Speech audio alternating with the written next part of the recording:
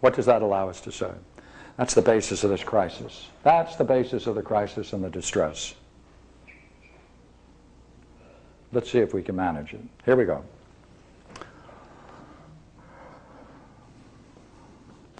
If someone now were to come forward to us and say, by the way, I am in this highest of all quests and I seek such things as enlightenment, as it's sometimes called, or wisdom, and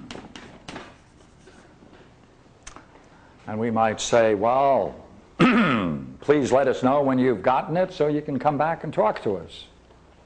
And let's say they're the right kind of person and they go off and they are successful and they come back and they say to us, got it. And we were then to say to them, really? And they would undoubtedly say, of course. And we'd say, by the way, what is it? What is it that you found? And suppose they were to say, well, it is beauty. And if we were to say, what kind of beauty? And they would say, why, good heavens, it's that fantastic thing. And suppose they use language such as we used a moment ago. What would they say if we were to say to them, you know, you may be right about this wisdom and enlightenment, but I just wonder whether or not it fits what we were talking about. And if they were to not get upset but ask us what we mean, suppose they were to then go on and say, well, let me repeat because you probably didn't hear. And they'd come back and say, yes, I did experience the most profoundest of beauty. It was just the way you described it. Now, what do you find that you can ask about it? And again, I suppose you were to go back and say, now, wait a minute. Just want to know one thing again. You are talking about something that is, are you not? And you are describing it in a set of terms, are you not? I mean, it is beautiful. It is and has a vitality and intelligibility. I mean, you are experiencing mind, are you not? I mean, there is something there that you're describing that has these qualities. And they say, yeah. Then you'd agree, would you not, that you haven't reached that which has no qualities. And therefore, there is something about this experience that is extremely profound and is very important to have, but it can't be the good. And therefore, our friend then may say, why, thank you very much. I nearly fell into the delusion of thinking I had reached something profound indeed beyond all other things. And now I realize he might say to go on the quest of the good itself.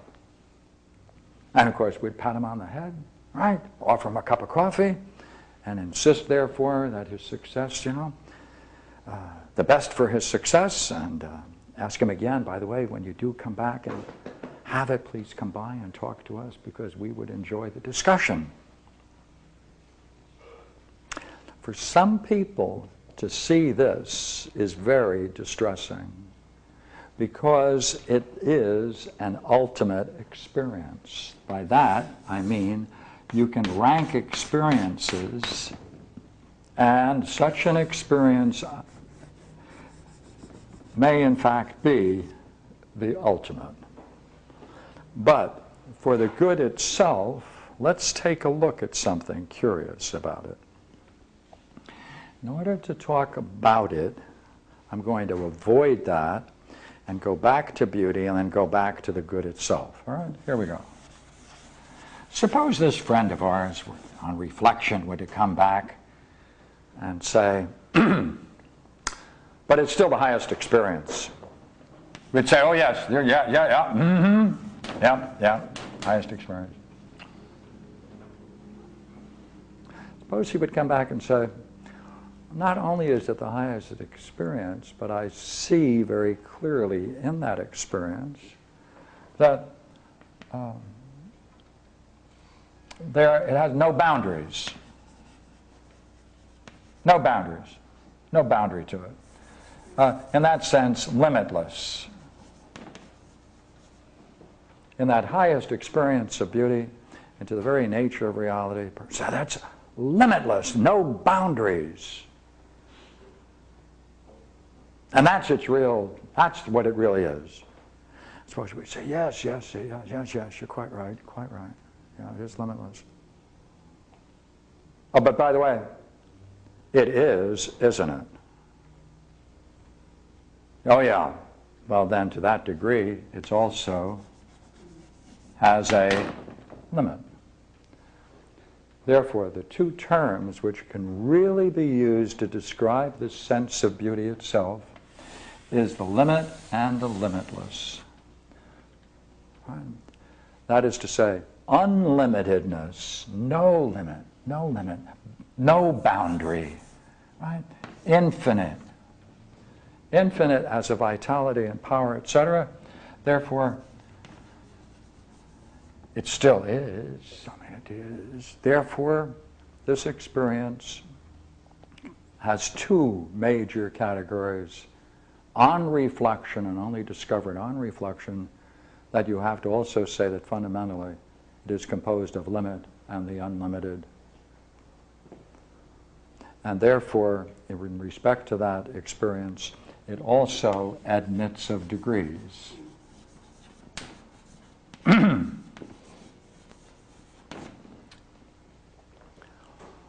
In this ultimate experience, what's most curious beyond words is while it is ultimate, it can be perceived, can be participated, can be lengthened, can be absorbed into it to greater depths or heights, more profound if you like, the one more lofty with the other, whichever way you like in your language, right?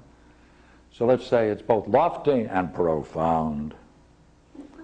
Therefore, it admits of degrees, and to the degree that it admits to degrees, to that very degree, it admits of your own separation from masks, tensions, and all things alien to man's basic nature.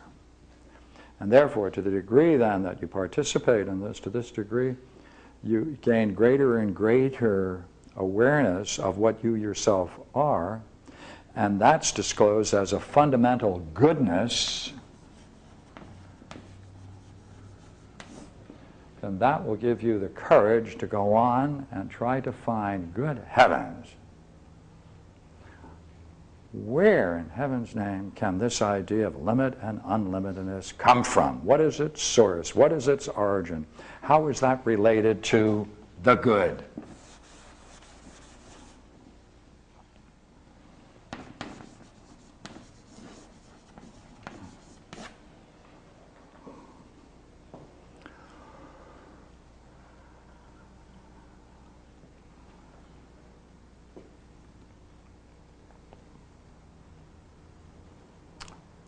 The most interesting thing about the good is that it has no qualities. You can attribute nothing to it. In the final analysis, you might call it the one or the good, insofar as they are identical. But it's the kind of term in all its purity that you finally have to even eliminate its name, because its name itself presupposes that there is something to which it refers that can be defined and has a limit. And therefore, even the term itself, the one or the good, must be abandoned. In that abandonment of that final step, there is